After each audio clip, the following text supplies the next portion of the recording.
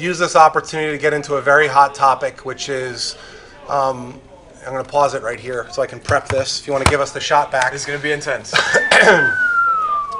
So a little State of the Union then. As most of you know who follow me on Twitter, we've had a little bit of a holy war against nano blitzes. And my definition of a nano blitz is when somebody uses pre-play setups to create bugs in the offensive line that allows defensive linemen to come through. It's especially egregious when you run A-gap versions of that because the person basically has no time to get the pass off.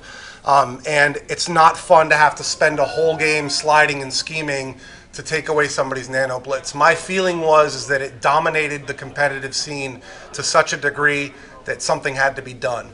Now, we can go the other direction, which is wait for you guys to find the nanos and the YouTube videos to go up and then spend months and months and months of time fixing them, patching them, fixing them, patching them.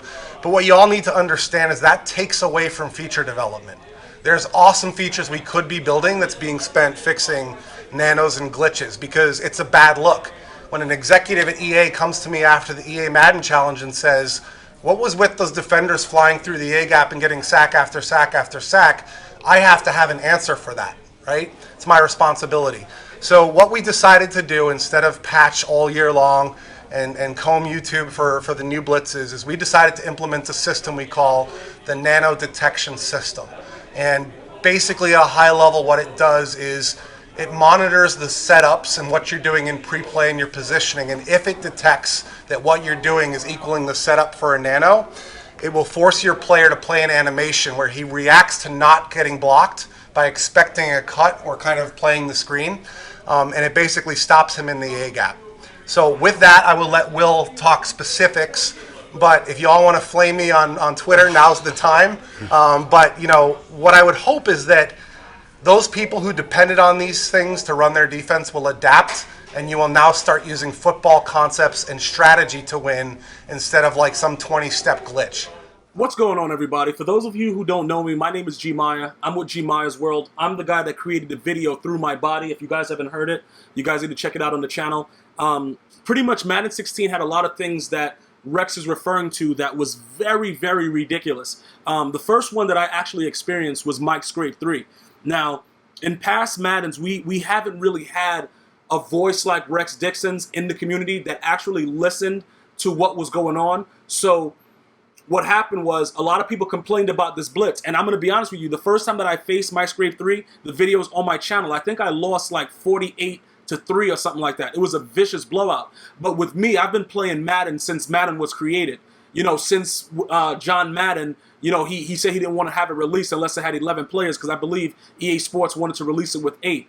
You know, that I was very, very young, but I've been playing for a long time, and Madden has always had things that were very, very questionable in the actual game.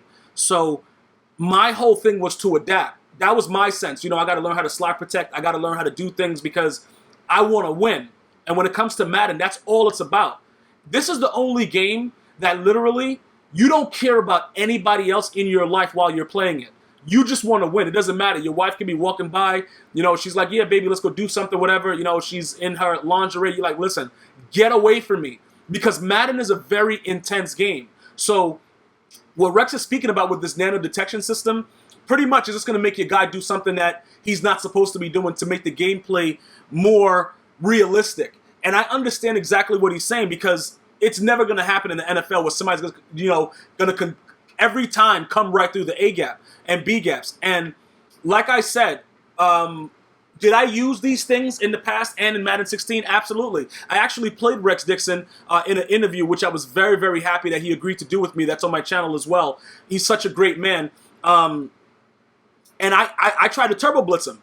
But the thing about it is, it's all fun and games when you're doing it, but like Rex is saying, it's on a bigger level because he has to also explain to his boss, why are these things happening? If you guys saw the Madden Championship, Stiff, who won the championship, the last drive, he sacked Problem like 2-3 times in a row using that, you know, what is it, the 1-4-6 or the 2-3-6 concept out of dime. So it's something that should be, you know, in their actual, you know, something that should be attacked.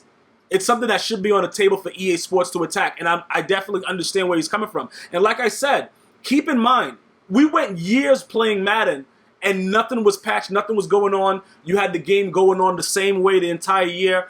Did it ruin the experience for most people? Yes, and that's why Madden 16 was so, globally a great game, because it made it easier for everybody to play. In my opinion, it was a little bit too novice friendly, or bum friendly if you want to put it in layman's terms, but it's something that was able to bring in more people, which ultimately made it bigger for the cash and prizes that's going to be available for Madden 17. So with this nano detection system, pretty much what it is, it's putting people on notice, like myself and everybody else in the community that runs glitch blitzes, if you want to call them that, or nano blitzes or whatever like that. Now, in my defense and in the community's defense, what I would like the EA Sports developers to know, as well as Rex, like he already does know, is that we also promote learning how to outdo your opponent, learning how to change your game plan, which is what happens in the real NFL. Mike Scrape was blockable when it was first released. It was just that, when you first experience it, it's just like any other experience that you're not used to. You're like, what is going on right now? So that is what happened. But after that game, when I was demolished, I went to the lab. I figured out how to stop it. I got buddies together, and I figured out what to do in order to stop it. Now, I can understand how that can be a deterrent to new incoming people into the Madden community. And like I said, it's about growing the community. So I understand exactly what Rex and the devs are doing. It is annoying to not be able to do other features while they're trying to figure out, these blitzes that are set up and things like that. It's very, very annoying for the product. And if this is able to be successful, it will alter the way that people use it. Now, it's always going to be a guy that's going to figure out a way to come in no matter what. That you can't stop that, because it's gaming. Every game has a glitch. Every game has something that you can't really attack the way you want to. It's part of the actual, it's just gaming. That's what it is. All of us know we had a game. I can still remember Contra, up, up, down, down, left, right, BA start. Get that 30 men, you know what I'm saying? You had your friend waiting to play, and then you'll put the code in, and he looking at you like, what you trying to do? You want to fight right now? Like, that's how I grew up. You know what I'm saying? So it's always something that's able to, quote unquote, take away from the game experience. So what I'm saying to you guys about the nano detection system is, there are going to be people that are going to still find these things. But at the same time, I still want to promote the new guys coming in. The novices, the guys that don't understand Madden, the guys that it was more geared to in Madden 16. Go to the lab. Go to practice mode. You know what I'm saying? Learn how to do something. Learn how to figure out a scheme, because that's what Rex is actually promoting, at the same time protecting his product, which is Madden. And that's what I'm saying. I've always agreed with his stance. As much as I bash Madden 16 and stuff like that, I was objective with my bashing, and I specifically pointed out things that were wrong with the game. And I appreciate everything that Rex did in helping with him and the devs bringing in features back to the game to make it so that guys that are more competitive players like myself and other people, giving them the user control that they want. Listen, I'm very, very appreciative of that. But I have to be fair to everything in the community and everything as well, to let everybody understand, are there things that can still be fixed besides these blitzes? Yes, the gameplay was, not as good in Madden 16. It looks really, really good now.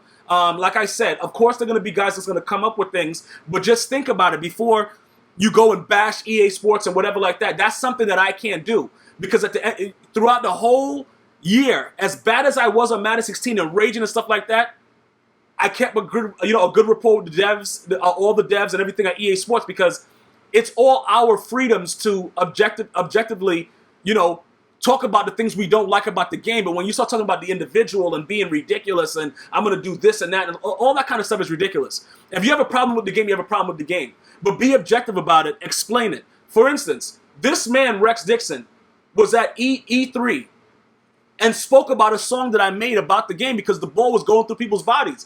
That shows a man with integrity. Because if you can understand what someone else is feeling, even though it may not be a positive thing about the game, but he's objectively showing you in his own creative way, and then attack it in the next game, how can you guys not understand what this man and his team is doing? So I have to be appreciative of that, because that's business. Because he saw that it really bothered me that much for me to make a whole song about it. And it stayed with him. It resonated within him. And that's what real individuals do that are dedicated to the craft of what we love, which is Madden. And I just felt, after seeing this, I watched most of the 17-hour stream, and I was very impressed with the way that he handled it, the way that he's always trying to do it in the proper manner. The man speaks very eloquently. He lets you know what his thoughts are. He's not hiding anything, and he's being very transparent. RG, all them boys. Very, very professional. But there are going to still be things that go on in the game. And I'm just letting everybody understand that as long as the gameplay is improving, which I see it visibly now, what else do you want them to do? Because you're going to be spending hours and hours on fixing these things. There is no way possible to prevent a game from having a glitch. Every game will always have a glitch because there's always going to be people that technically understand what needs to be done to counteract things. That's why you have hackers and you have guys that do protection against hacking. It's always going to be both sides.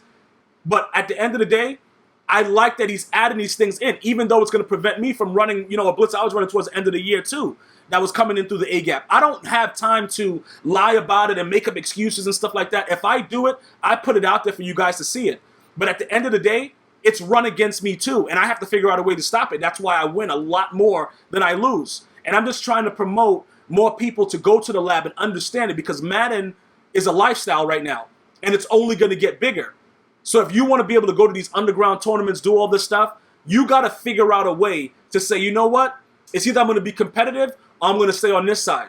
And then if you stay on that side, you have to understand there's going to always be things that you can't mentally understand that are going to happen to you. And it is what it is.